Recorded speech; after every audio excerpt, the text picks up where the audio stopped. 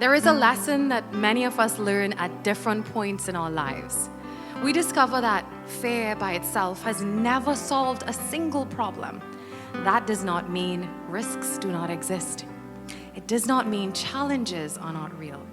And it certainly does not mean we should ignore wisdom or good advice. But there is a difference between wisdom and fear. Wisdom acknowledges a challenge and seeks a solution. Fear acknowledges a challenge and remains there. Many times, those who love us speak from fear. They worry about our future, our choices, and our well-being. Their concern is genuine and often comes from a place of care. Yet sometimes, without realizing it, we offer one another our fears rather than our faith. And perhaps all of us have done that at some point. Swami often reminded us that fear arises when we forget our true nature. Fear comes when we believe we are not, while we are alone, carrying the weight of life entirely on our own shoulders.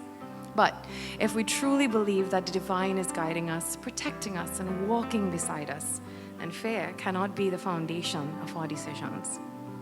This does not mean becoming reckless. Fear is not the absence of preparation. Faith is preparing as best as we can, performing our duties sincerely, and then having the courage to take the next step. Every meaningful chapter of life involves uncertainty. Every opportunity, every journey, every act of service, every transformation. If we wait until all fear disappears, then we may never begin. Perhaps the question before us is not whether fear is present. Perhaps the real question is, am I making this decision from fear, or am I making it from faith? Fear asks, what if I fail?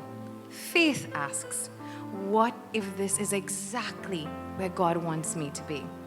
Fear sees obstacles. Faith sees opportunities to grow. Fear keeps us where we are. Faith allows us to move forward.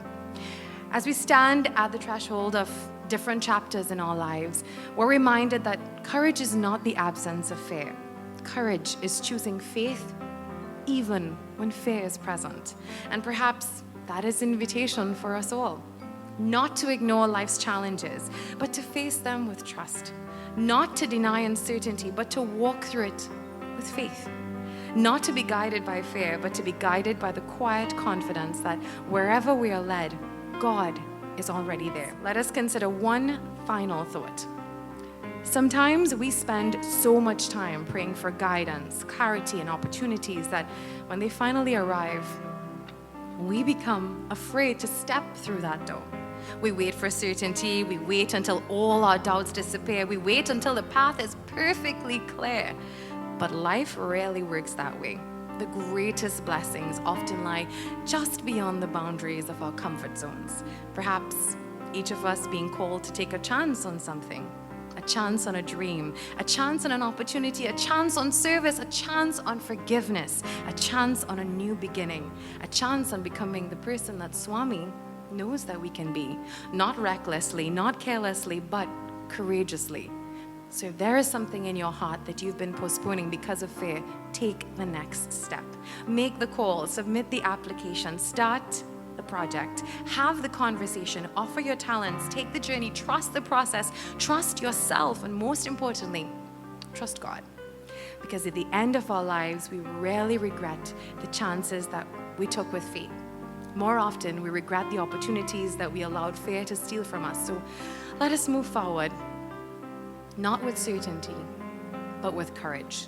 Not with guarantees, but with faith.